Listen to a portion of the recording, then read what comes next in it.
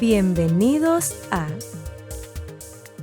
Colibrí Radio, tu magazine sobre el medio ambiente.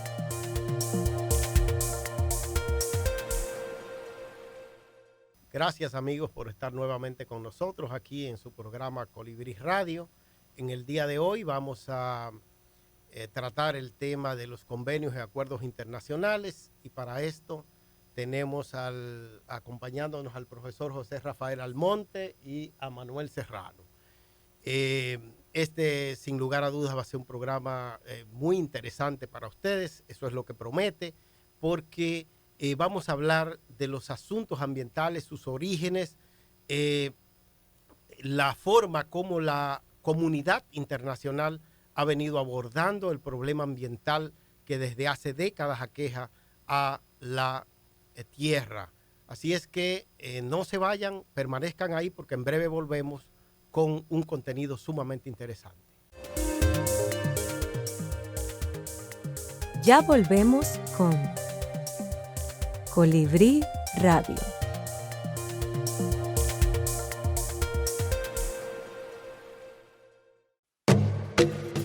Así se escucha Radio Funglode. Escúchala. Ya estamos de vuelta con Colibrí Radio.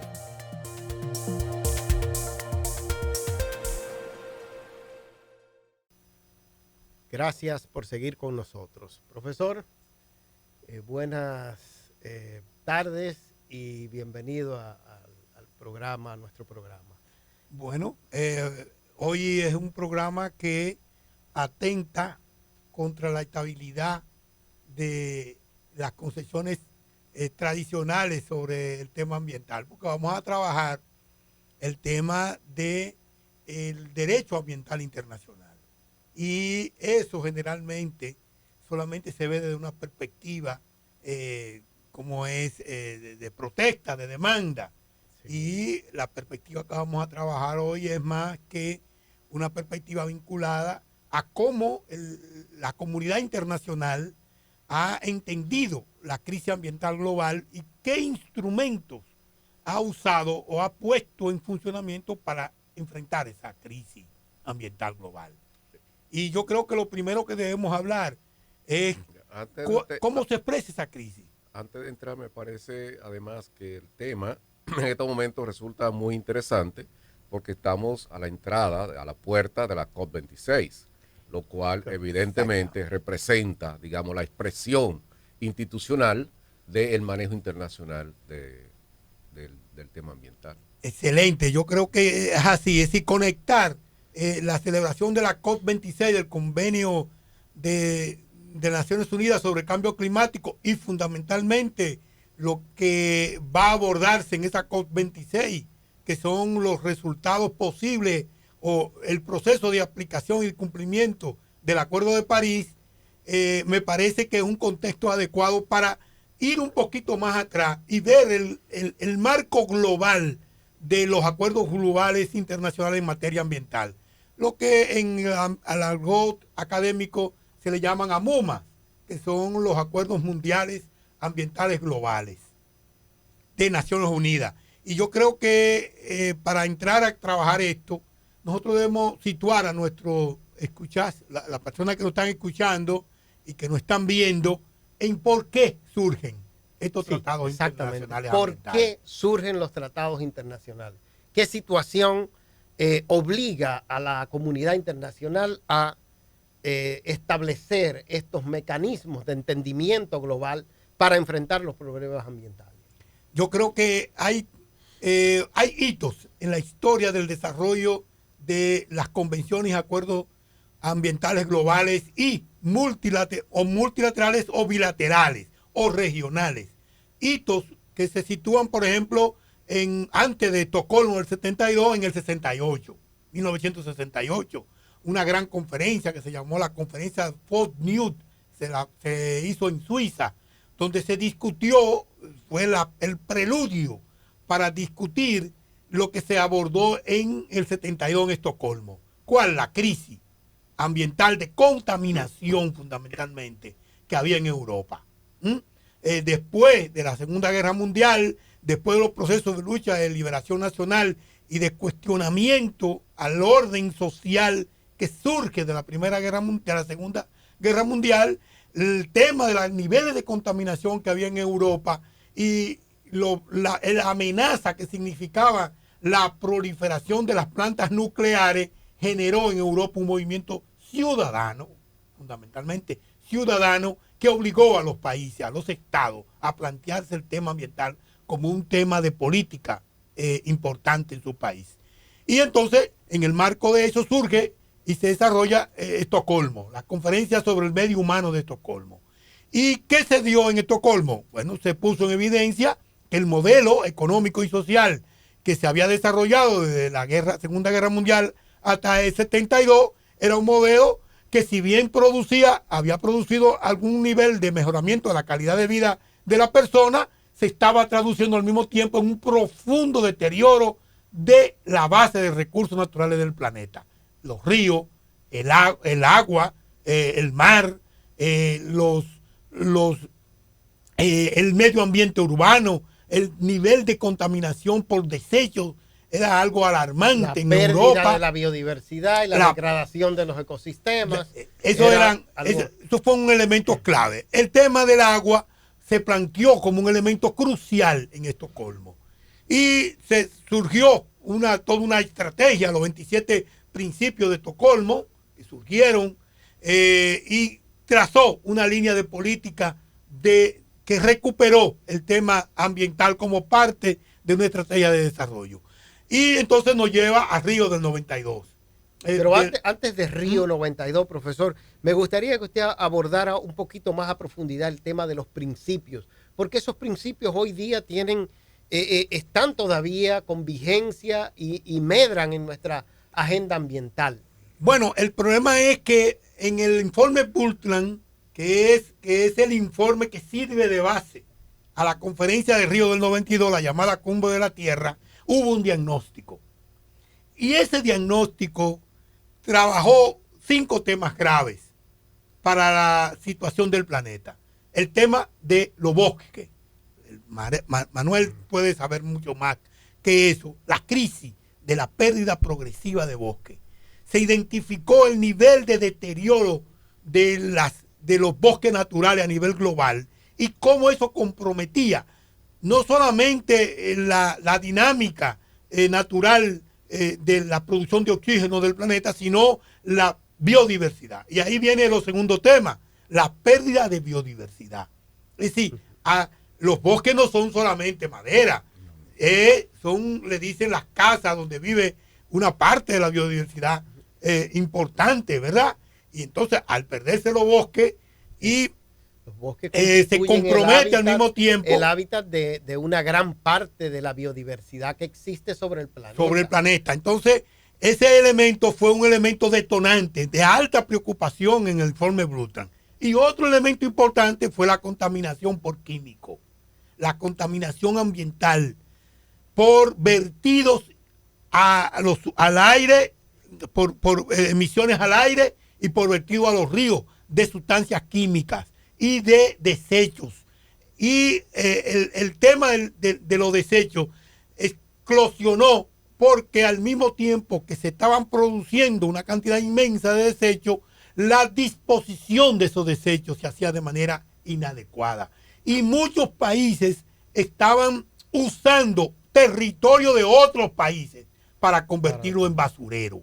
Entonces, eso fue de los diagnósticos cruciales que surgieron de Río. Y otro del informe Brundtland que se llegó a Río del 92.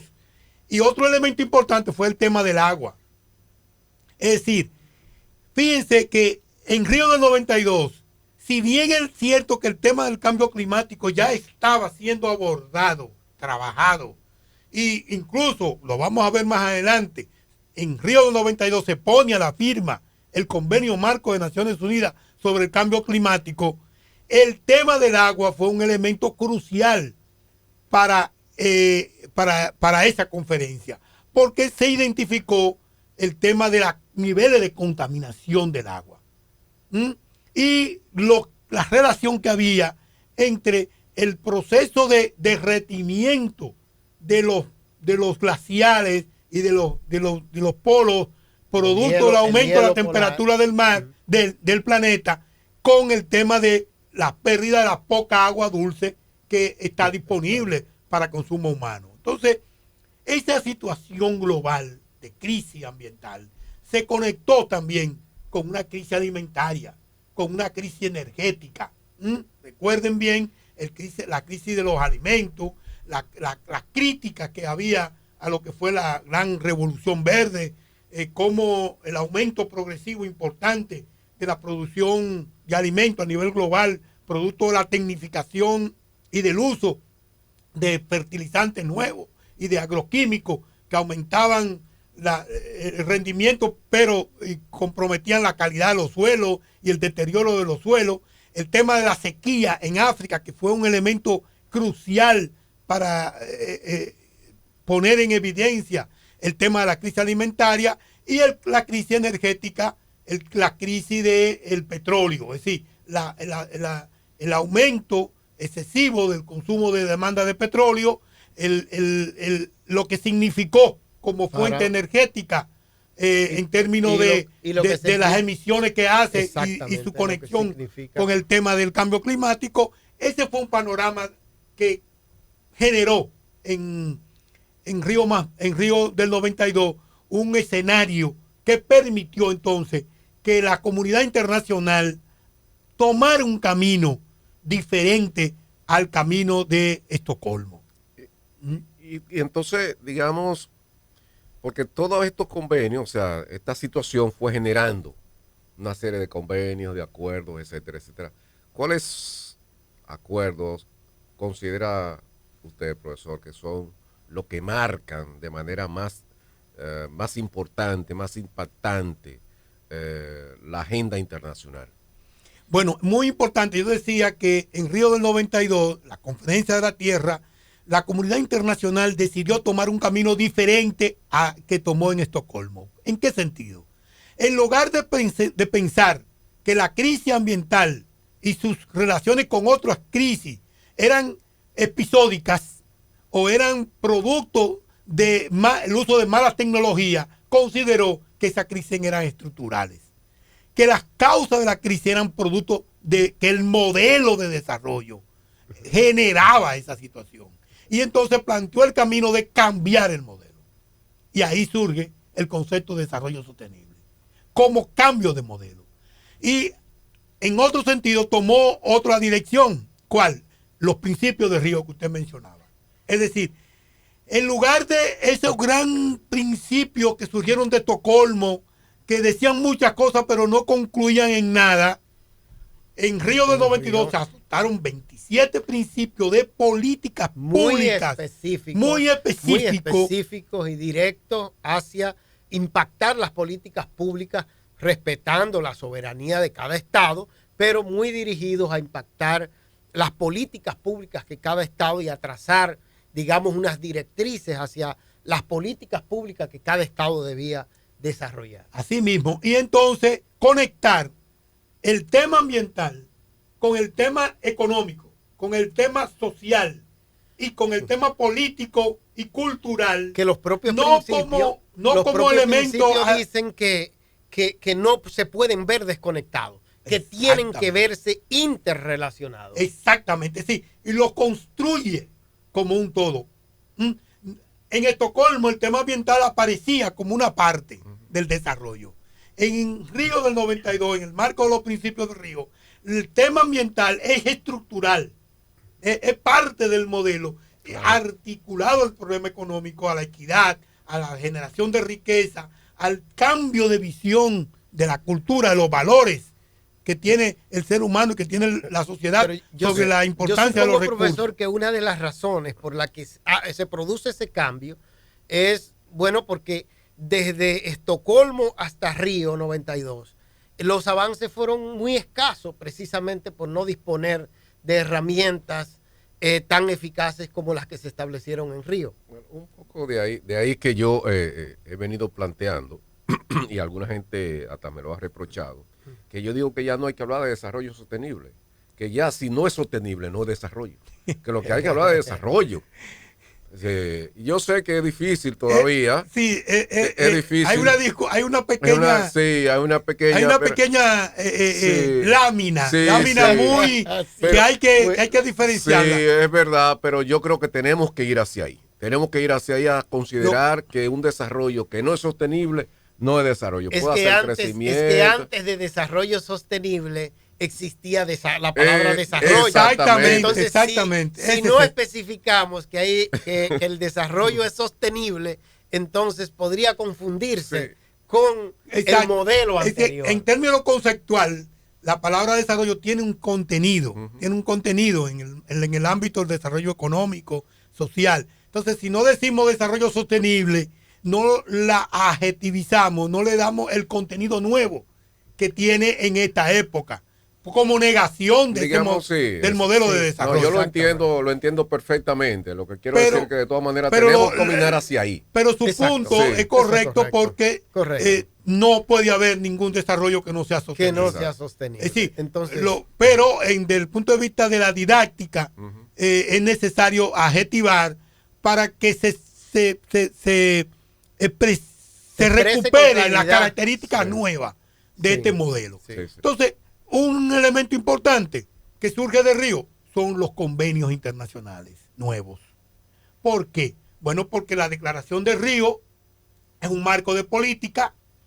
En Río también surge lo que se llama la Agenda 21, el programa de acción que trataba de plantear las actividades para construir el modelo de desarrollo sostenible y los principios de Río, pero se entendió que había que construir unos instrumentos jurídicos internacionales que tuvieron carácter vinculante para apalancar la ejecución de esos principios en áreas cruciales que se presentaron en Río como aspectos fundamentales para detener el deterioro ambiental, para enfrentar la crisis ambiental global.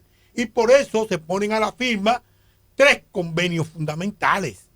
Los 3 convenios se hablan los convenios de Río. El convenio marco de Naciones Unidas sobre cambio climático, que si bien es un convenio donde no hay compromisos vinculantes de reducción de emisiones, es un convenio que sienta la base para que, primero, la comunidad internacional acepta y asume la crisis que se genera producto del cambio climático. Por primera vez en la historia de la humanidad, la comunidad asume que hay un problema que se llama cambio climático, que está siendo generado por actividades humanas, porque había una gran confrontación en el plano intelectual de si ese cambio climático que se había evidenciado obedecía a actividades normales, a acciones propias de la dinámica de la Tierra, y si se podía atribuir a alguna actividad humana.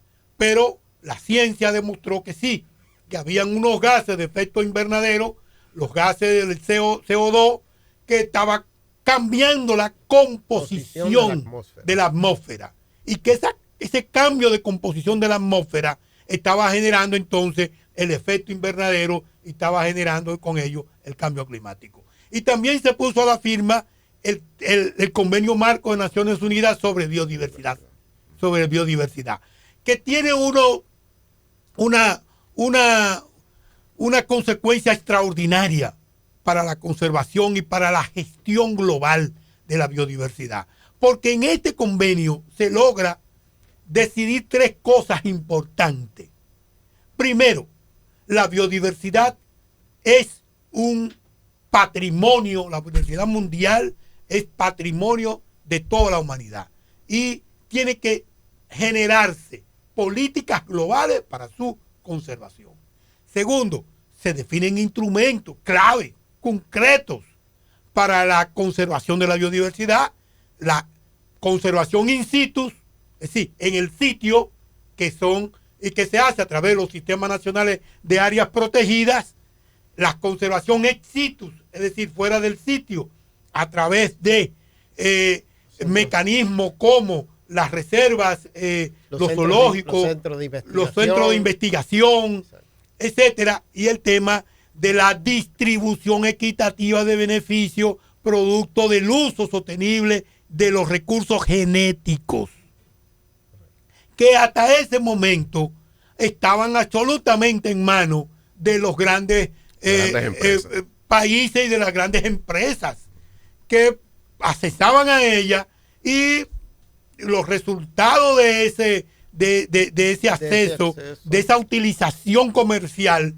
bueno, pues no se traducía en bienestar para los países de donde salían esos recursos genéticos.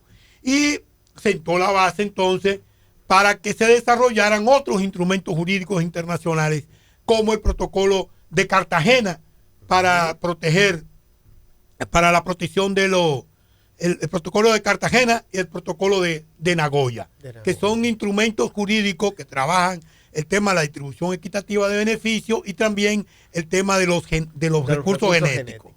Sí.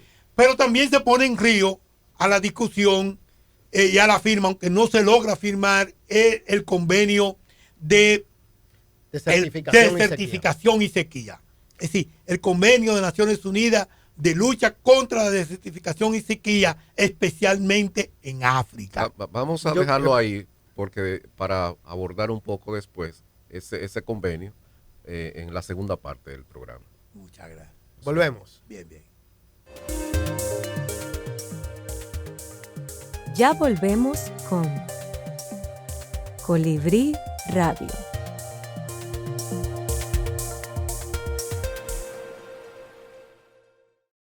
Radio Funglote.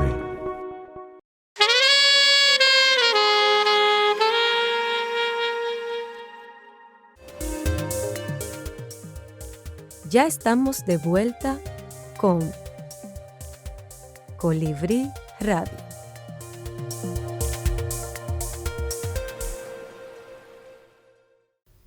Bien, volvemos al programa, en la conversación que tenemos en el día de hoy con el profesor Almonte sobre los acuerdos internacionales ambientales. Y el profesor quedaba en la Convención de Lucha contra la Desertificación, que sin lugar a dudas es una convención muy importante, pero que yo siento, profesor, y no sé si Daniel está de acuerdo conmigo, en que es de las tres grandes convenciones, la Cenicienta, pero que sin embargo para los países pobres es una convención muy importante porque está muy ligada a la sostenibilidad del suelo, el cual sigue siendo hoy en día un elemento vital para la producción, para la alimentación de la gente. Para el bienestar de la gente. ¿Sí? ¿Qué te piensas de eso? Así es. Yo creo que ciertamente la Convención de Lucha contra la Desertificación y la Sequía es una de las grandes convenciones de Naciones Unidas. Es un instrumento que no solamente recupera ese elemento que tú señalas en términos de ser la convención, la única convención de Naciones Unidas que trabaja el tema de los suelos de manera específica, sí, y de la conservación de los suelos vinculado a la alimentación, sino que también es la convención que sienta una nueva direccionalidad política en la gestión del medio ambiente a nivel global. Es la única convención que plantea que la gestión del medio ambiente tiene que hacerse en el territorio. Óigame bien. Es decir, no hay otra convención de Naciones Unidas que reclame, que plantee y que induzca a los países a que su política para lograr la ejecución de los compromisos que adoptan con la convención tenga una expresión territorial, donde se da el problema. Eso es nuevo, eso tiene una consecuencia singular desde el punto de vista de las políticas ambientales. ¿Por qué? Porque plantear eso en el marco de un marco internacional permite jalonar hacia las poblaciones, hacia la gente, los resultados y los efectos positivos que se procuran con el derecho internacional del medio ambiente. Es decir, las comunidades y los ciudadanos de los países ven que sus dirigentes, sus presidentes, sus funcionarios van a las grandes convenciones, se pasan semanas discutiendo. ¿Y cómo eso se traduce? ¿Cómo ellos lo reciben? ¿En qué se transforma eso en términos prácticos en su vida diaria? Bueno, Pues eso, la Convención Marco de Naciones Unidas sobre Desertificación y Sequía lo resuelve desde el punto de vista de los instrumentos de aplicación de la Convención. Y eso para mí tiene un valor extraordinario, porque cuando ustedes ven que los países, por ejemplo, el Plan Nacional de Desertificación y Lucha contra la Desertificación y la Sequía, que se formuló en la República Dominicana como instrumento para aplicar, esa convención evidentemente es un buen documento hecho con la construcción y la participación de las comunidades, porque así lo ordena la convención. Si usted ve otros instrumentos de otras convenciones, por ejemplo, usted ve los instrumentos que se han hecho en República Dominicana sobre cambio climático. Sí, no es que no tienen calidad, son muy buenos posiblemente, pero no tienen una articulación directa con las comunidades. En el municipio de Elías Piña o de Encomendador no saben cómo es que van a luchar o cómo es que van a hacer acciones para resistirse o para adaptarse a los efectos del cambio climático. En el caso de la Convención Marco sobre lucha de desertificación seca, sí se sabe, sí se está claro qué hay que hacer en el territorio para lograr los objetivos de la convención. Yo defiendo mucho esa convención precisamente por eso, porque es que las pequeñas comunidades y los países pobres tienen una conexión muy directa, tienen un contacto muy directo con ese recurso, con el recurso suelo, pero no solamente que tienen un contacto directo, sino que pueden efectivamente generar acciones, producir acciones que cambien sustancialmente la manera en que ahora se ha estado manejando este recurso, que es tan vital para el futuro de la humanidad. Y además anula o trata de anular la visión centralista de la gestión del medio ambiente. Sí. Es decir, solamente en la capital o en los espacios de poder superior. Entonces, con la convención, con esta convención eso no es posible. Sí. Y a las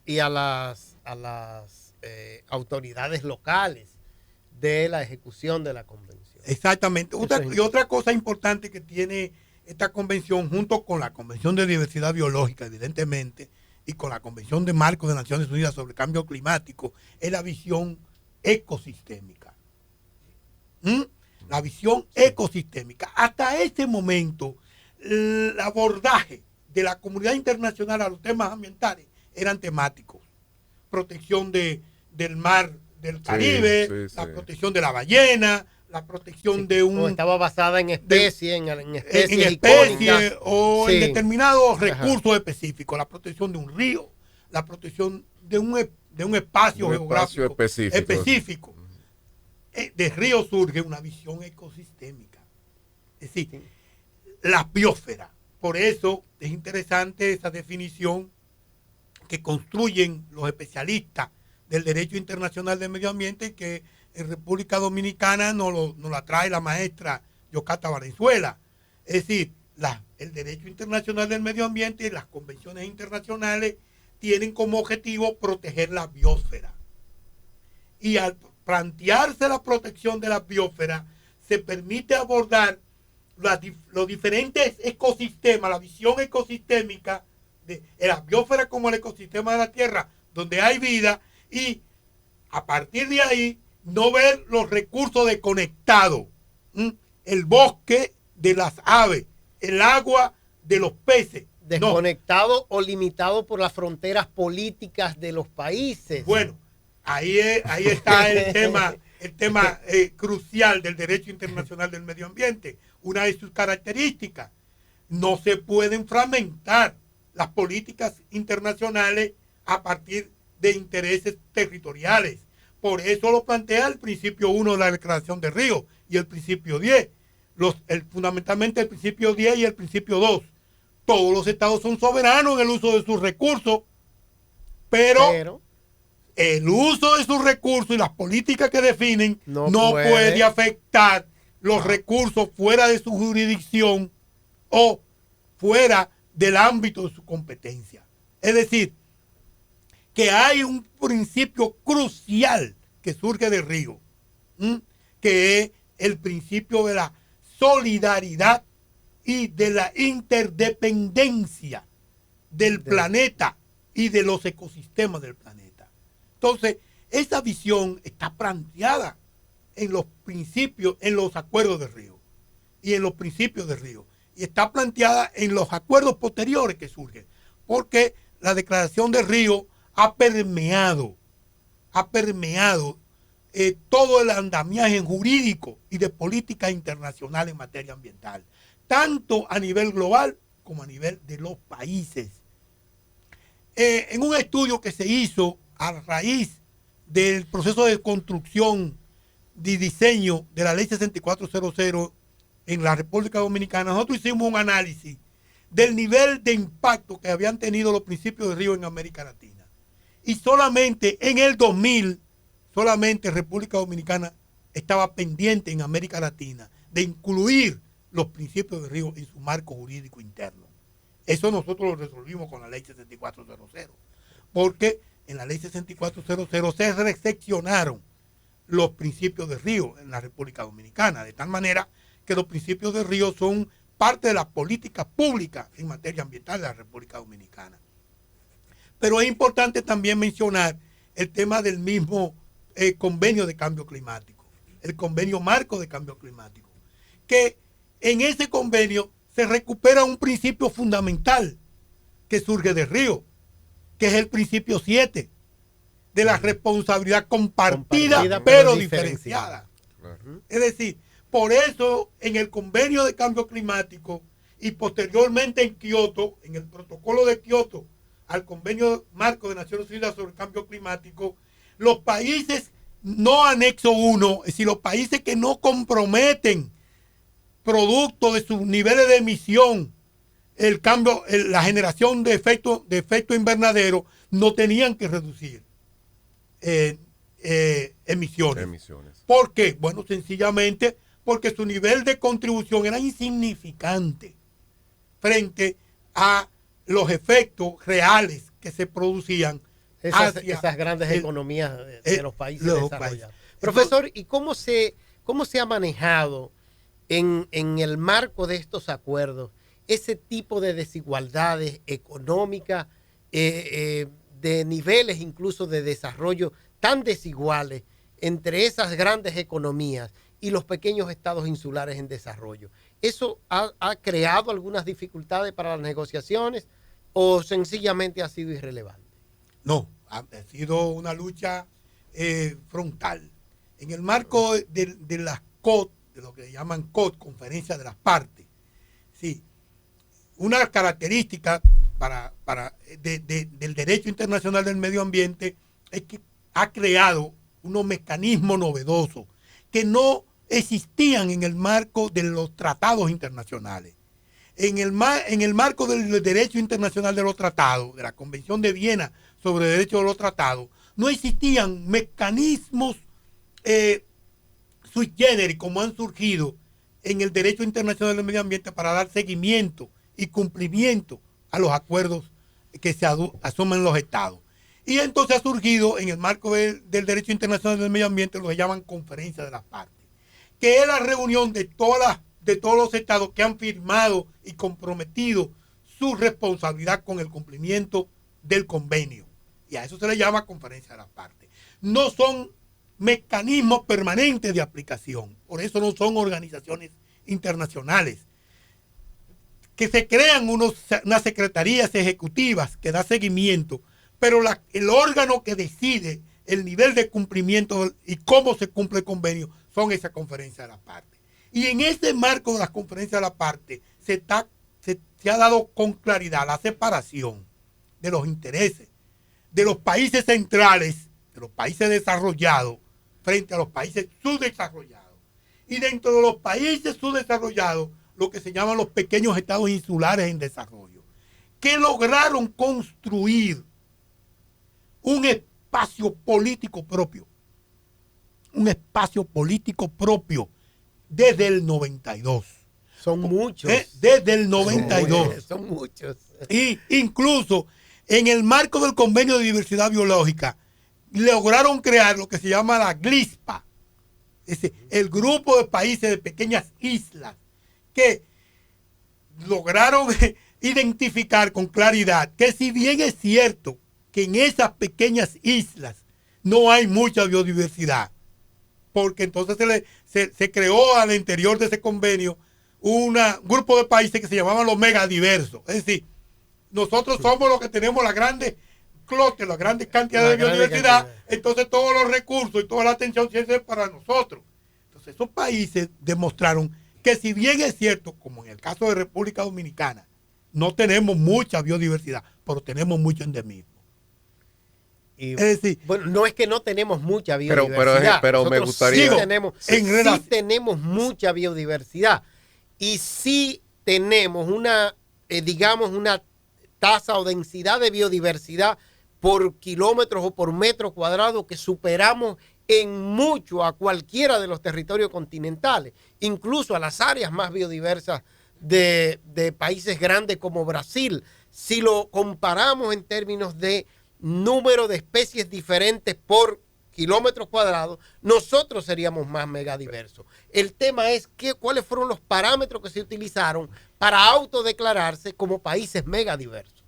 Bueno, pero lo que se asumió en el marco de esos convenios era que esos países, o por lo menos yo recuerdo en el Fondo Mundial del Medio Ambiente, yo fui a un evento y acapararon todos los fondos.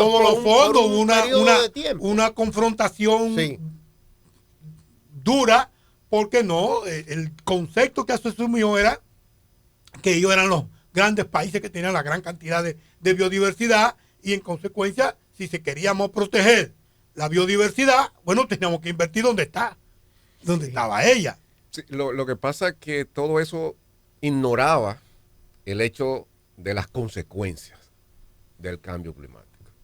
Y la conexión, la relación, la visión de ecosistema.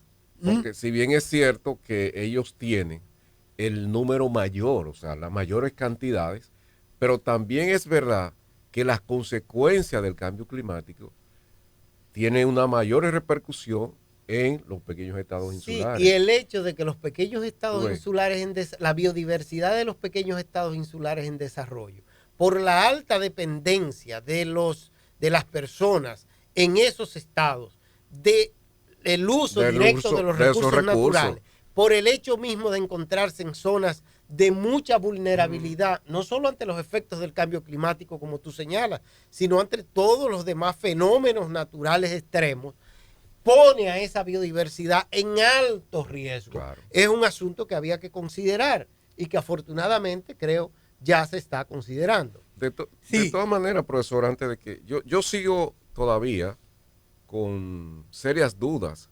sobre, digamos, cómo los países desarrollados han venido asumiendo. No es el discurso, es asumiendo los mecanismos y sobre todo los instrumentos de aplicación de las convenciones. La creación de unos fondos que deben estar dirigidos hacia con la compensación de los países más impactados, porque no se han creado mecanismos sancionatorios ni nada por el estilo, lo cual hace que las economías grandes todavía se sientan, digamos, con mucha libertad para asumir la responsabilidad frente a estos diferentes acuerdos. Bueno, esa es una de las preocupaciones que hay a nivel global, el nivel de cumplimiento de los acuerdos. Y los mecanismos. Los acuerdos no son jurídicamente vinculantes, pero algunos protocolos sí lo son. No. Todos los acuerdos. Son acuerdos jurídicamente vinculantes. Hay dos tipos de instrumentos jurídicos. Eso es bueno a nivel global en materia ambiental. Los que son vinculantes, eso quiere decir que los estados se han comprometido, han sido ratificados y tienen que cumplirlo, tienen obligación de cumplirlo, y los no vinculantes, que son fundamentalmente aquellos, lo que se llaman son los derechos blandos, que son las conferencias fundamentalmente, conferencia de Río, conferencia de Estocolmo, que son, pero todos los acuerdos jurídicos internacionales de carácter ambiental son vinculantes. La Convención de Cambio Climático, la Convención de Biodiversidad y la de Certificación y Sequía son vinculantes. Son jurídicamente vinculantes. Ahora, ahí viene el tema. Son jurídicamente vinculantes. Los estados tienen obligatoriedad para cumplirlas. Sí, porque las evaluaciones que se han hecho, todas las evaluaciones que se han hecho del nivel de cumplimiento de los instrumentos jurídicos internacionales. La última que hizo el PNUMA en el informe GEO6 y en el GEO5 y en el GEO6 y en la última que hizo el ILPE en la evaluación de la situación de los ecosistemas y de los servicios ecosistémicos, todos demuestran que las políticas públicas globales a través de los convenios no están siendo cumplidas. ¿Por qué? Bueno, porque los instrumentos nacionales para su cumplimiento no son adecuados, no se han articulado a la estrategia de los países para su desarrollo. Pero entonces se mantienen apartados. Lo que dice Manuel, Segundo, entonces es que ¿por qué no hay consecuencias por ese incumplimiento? Porque el derecho internacional público, del cual el derecho internacional del medio ambiente es una parte, es un derecho basado en el consentimiento, no en la coerción. Es decir, los estados son los que deciden cómo se cumplen.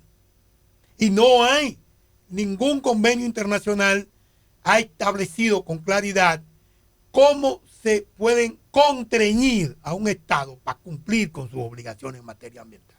Porque eso lo decidirían los propios estados. Esa es una de las falencias a las cuales se le atribuye al derecho internacional del medio ambiente y al derecho internacional público. Sin embargo, las causas de por qué no cumplen no es porque no quieran. Eso lo vamos a conversar después de una pausa que vamos a hacer. De manera que hagamos esta pausa y después asumimos otra vez el tema. Bien, bien. Ya volvemos con Colibrí Radio.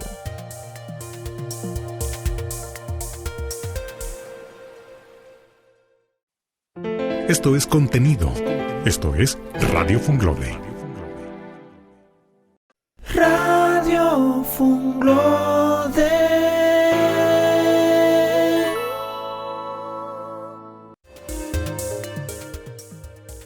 Ya estamos de vuelta con Colibrí Radio.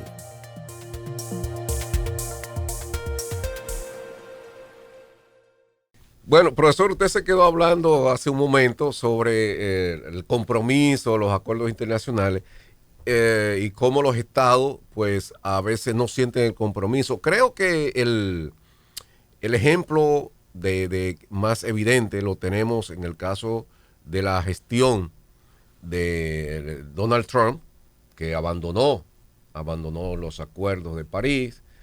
Creo que ahora con la vuelta de Biden, pues retoma otra vez sus acuerdos, pero eso evidencia esa debilidad que hay en cuanto al cumplimiento y a la acción sancionatoria que debería ser una posibilidad para los gobiernos, para los estados que suscriben cada uno de los acuerdos a la convención y que sin embargo a la hora de cumplir con los instrumentos que se dan, pues lo hacen de manera muy voluntaria. Bueno, ciertamente es una aspiración, una de las discusiones que hay en el ámbito de la doctrina y en el ámbito judicial, quiero decir, en la Corte Internacional de Justicia, sobre el nivel de eficacia de los instrumentos jurídicos internacionales, en sentido general, no solamente los ambientales. En qué medida el derecho internacional del medio ambiente o el derecho internacional público puede evolucionar hacia un derecho coercitivo. Eso es peligroso porque en el marco donde los países centrales tienen poder, podrían decidir cómo, cuándo y en qué momento aplicar o no determinadas medidas coercitivas hacia los estados. Entonces, Si es que no lo hacen ya. si es que no lo hacen ya. Entonces no es tan fácil, no es tan sencillo plantearse el tema de la coerción como mecanismo de lograr la eficacia de los tratados internacionales ambientales. Lo que hay que fortalecer es los niveles de comprensión por la sociedad global de la importancia de proteger el ecosistema de la Tierra y que ese nivel de comprensión permee las políticas públicas en cada país. Eso indica la importancia de la participación social en la gestión del medio ambiente. Por Porque ejemplo, la sociedad debidamente empoderada tiene una mayor capacidad de reclamar de sus autoridades un cumplimiento. por ejemplo, mayor. el caso de Estados Unidos, como usted mencionó, Manuel, Trump. El hecho de que Trump haya generado esa política de sacar a los Estados Unidos de ese acuerdo de París, que es el primer acuerdo realmente consistente en materia de cambio climático, y su derrota electoral, da una señal de que en Estados Unidos las comunidades, la sociedad, los individuos de Estados Unidos premiaron, o mejor dicho, sancionaron una conducta frente al planeta de este señor. Yo no estoy tan seguro de porque yo no creo que la derrota de Trump se debe al tema climático. No es que se deba exclusivamente al tema, pero su política sobre el tema cambio climático determinadamente incidió porque en la construcción de una visión diferente. Y le voy a decir por qué. Porque si ahora mismo uno de los temas que está incidiendo en la baja popularidad de Joe Biden es la política económica y sobre todo el tema del manejo de los combustibles, de las fuentes energéticas. Eso está porque hay muchos estados que dependen de estas fuentes. Pero de todas maneras, lo que quiero decir es que eso, porque tenemos que seguir avanzando, lo que quiero es resaltar que todavía faltan mecanismos, que no es un tema de comprensión, sino de mecanismos sancionatorios que efectivamente es difícil, es hasta peligroso, pero frente a un hecho como es el cambio climático, frente al hecho de que la humanidad está en peligro, definitivamente el mecanismo sancionatorio tiene que generarse. Lo que hay que ver cómo se podría aplicar, pero si no, va a ser muy difícil porque los intereses económicos van a estar primando siempre. ¿Sí? O el mecanismo sancionatorio, pero también puede ser fortalecer los mecanismos de implementación y los mecanismos de seguimiento y de control. Sí, por ejemplo, ¿por qué los países, cuáles las causas que se reportan en los informes de por qué los países no cumplen sus compromisos internacionales en materia ambiental? Fundamentalmente falta de recursos. Pero son los pequeños. Fundamentalmente falta de recursos.